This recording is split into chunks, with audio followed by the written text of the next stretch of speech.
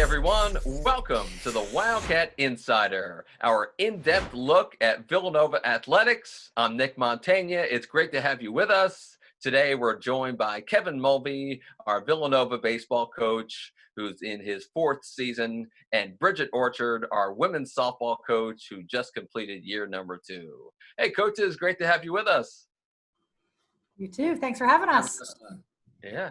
Bridget, I'm been curious, you and your family, how have you been handling this pandemic? What's it been like with homeschooling, and what have you guys done to stay active, whether it be going outside and playing sports or inside board games and movies? What have you guys been doing? Well, like I said, it's been chaos. It's been interesting, but it's fun. I mean, it is an advantage to be able to spend time with my family that I didn't get before. So I have a 15-year-old, 14-year-old boy, so 2 teenage boys, and I have a 10-year-old daughter. So homeschooling, I give so much credit to teachers out there. I'm definitely not one of them. So they're gonna need a lot of work when they get back. But we've been getting outside. It's been nice. We've been, riding bikes, going on walks, playing games, spending a lot of time with each other, which has been good. So I think that's the one positive I could take from it all. Yeah. Kevin, same question. You have 2 little ones at home. How's it been at home with the family? Taking it day by day, hour by hour. I'll tell you what, being a full-time parent and watching children all day long is much more difficult than any job I've ever had. That's for sure. So I have a lot of respect for any stay-at-home parent that goes through raising a kid or children all day long. It's not an easy task. It is a lot of fun at times, but it's also difficult as well. Yeah. Both your squads, guys, maybe you can chat with us back and forth and just share your stories, what it's been like this season. It was a lot of fun watching your games early in the year. Bridget, you had the big win against number 9 Florida State down in the South. And Kevin, you went all the way out to the desert and you beat number 3 Arizona State. How did these wins impact your teams for this season? The good thing about it is it did give us something going off of, since it was a shortened season, especially for the seniors, we're able to talk to them about how they did accomplish a lot in this shortened season. So we find ourselves kind of going back to those big wins that we had. We had some tough losses, but we had some big wins, even though it was short season for us. I think it did help them kind of say, hey, look what we could have done, and give them a little hope and say that we can carry on this next year. Hopefully we're going to hang on to those wins with confidence getting into next year. So it was fun to be able to celebrate with them, even though it was a short season. We had some high victories. Yeah. Kevin, top 10 wins for both. That must have been great for everybody. Yeah, I mean, as you know, following our team and covering our team, we've been working very hard to turn it around here, changing the culture, changing the attitude. And this group that we have really started to culminate together and believe in themselves and each other. And this season was a lot of fun. Even though it was short, there was a lot of great things that took place within this season, both individually and collectively. And I think that the good part, that at least I feel this way, the good part for my guys is that they're all really, really hungry right now. They're not at home feeling sorry for themselves. They're not at home hanging out, feeling woe is me. They all have the attitude of, I cannot wait to get back together with my teammates and get after it again. And it's a testament to them, and it's a testament to where they're going to take us. Yeah, sure. When each of your team scores a big win like that, do the players on each side text each other? Bridget, to the softball kids text the baseball guys, nice win, back and forth? Or they tweet at each other or Instagram? I think there's actually some videos going back and forth between some of the players. They were excited. Sure. Some of the alumni, I think, even jumped on board. I know alumni were really excited about the baseball win. Yeah. The Corona news has been tough for everybody. It's obvious. I miss broadcasting your guys' games so much. That's been a tough part for me, and I feel so bad for the student athletes who put in so much time, all the coaches, obviously, our whole staff. How have the players handled it? Kevin, let's start with you, and then the baseball team. What's it been like just communicating with all the guys, and what it's been like for them mentally? Well, from my perspective and my vantage point, obviously I'm not with them at home and I don't know their every move, but through communication, we Zoom with we Zoom smaller groups of guys, and I would say it's about 6 to 8 guys on each one of the Zoom calls with the coaching staff. And Mm-hmm. just talk about, how their family's doing, what kind of foods they're eating, their workouts, really, really harping on doing a good job academically and finishing strong here. That's something that we talked about every day. This is an opportunity for them to get ahead academically right now. Okay. And for the most part, they've done that. They've done a good job with that. And some of the lighthearted stuff is, for instance, you could see my background is Villanova baseball.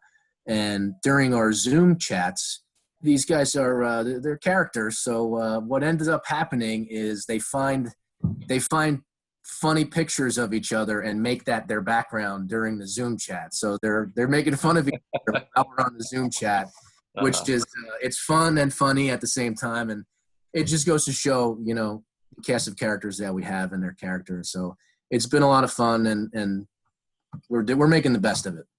Yeah, I'll have to get a V in my background, I guess, sometime soon. So, Bridget, what's it been like for your players and how they've handled it, making the adjustment to online classes and so forth?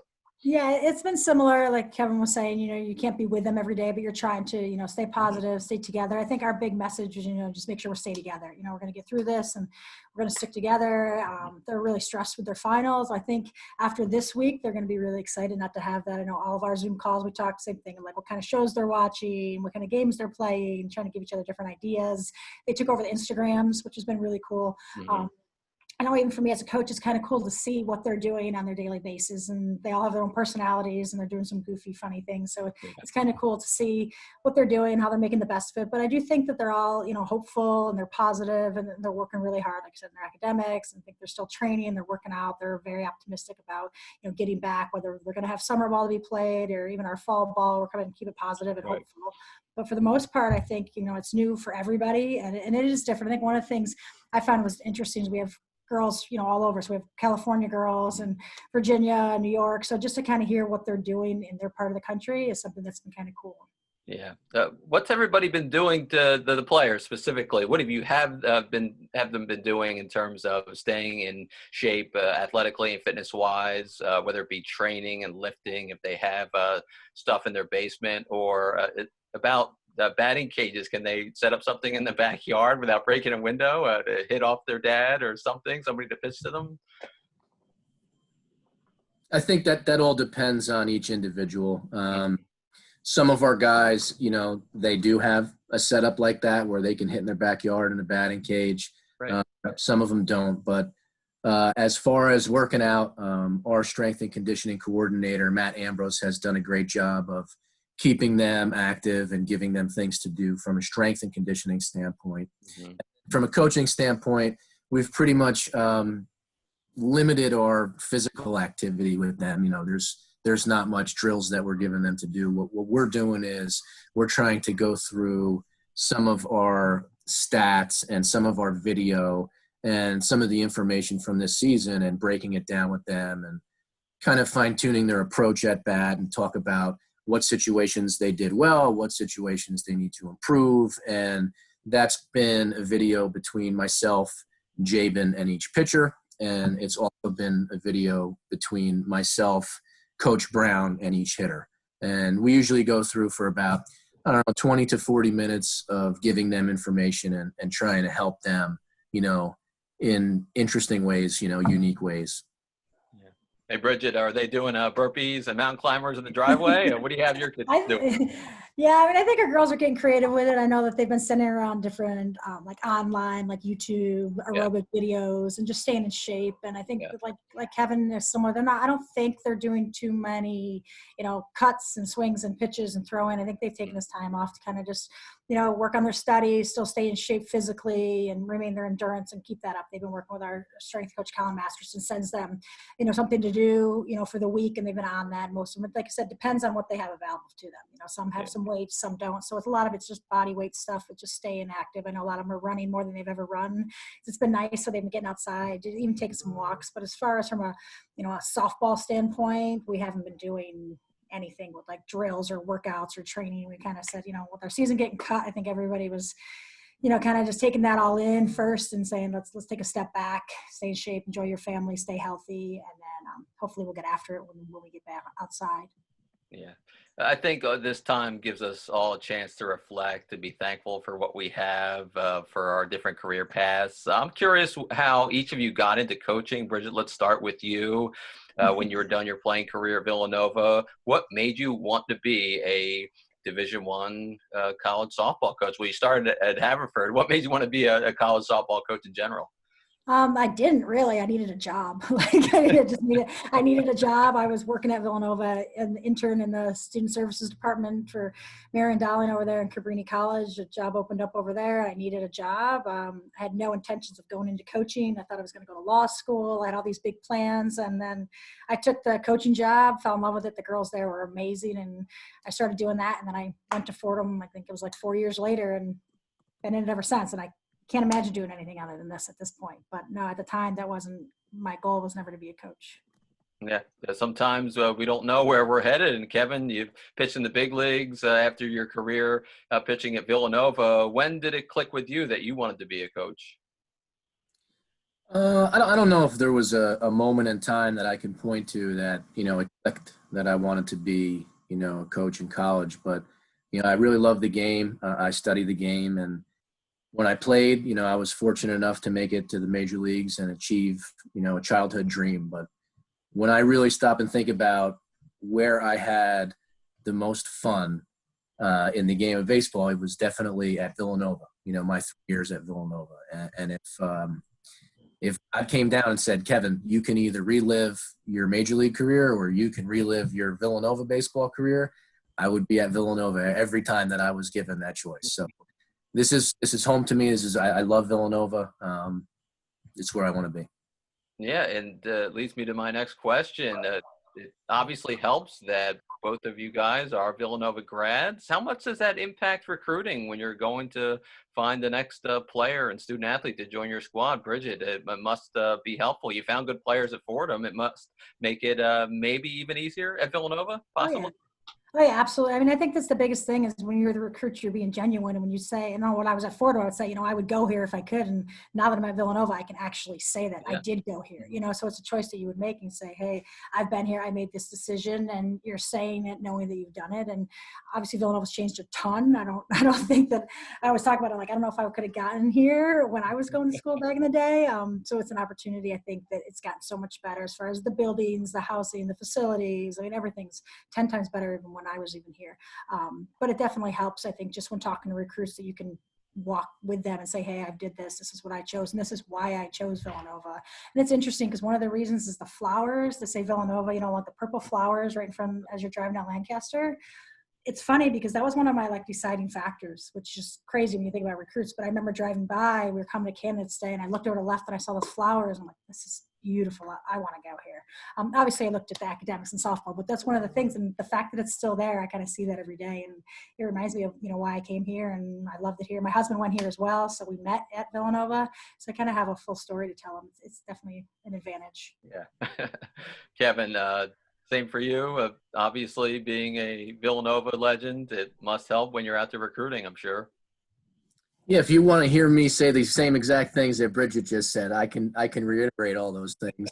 Villanova is a wonderful place. I fell in love with it, and yeah, I try to paint the same picture in my mind for these recruits that I had in my mind when I chose Villanova, for all the same reasons as Bridget: the beautiful campus, the high academics, the Big East Conference, the competition, the community.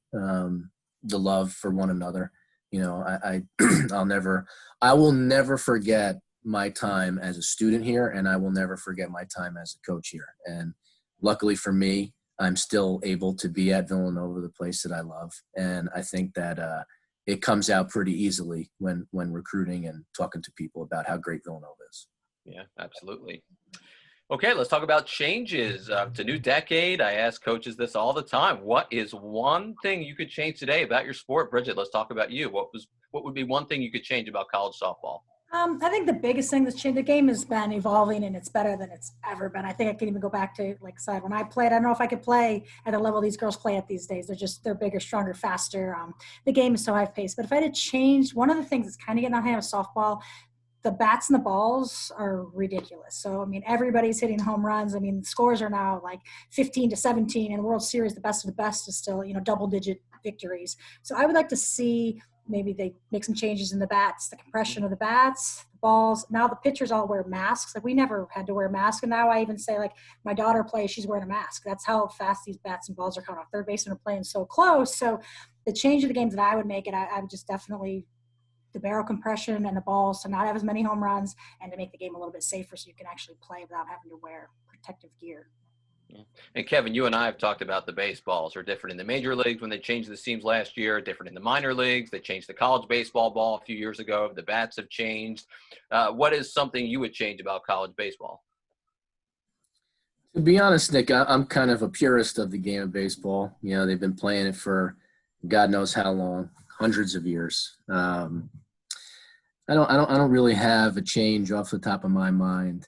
I do dislike the balk call, specifically when the pitcher's coming set to get his sign, when the pitcher is on the rubber getting his sign, and the catcher goes through his signs, and the pitcher thinks he has his sign and starts to come set, and the catcher's still giving signs, and then he gives a little hitch, and the umpire's favorite call in the world is the balk call. So all three of them at the same time are screaming balk.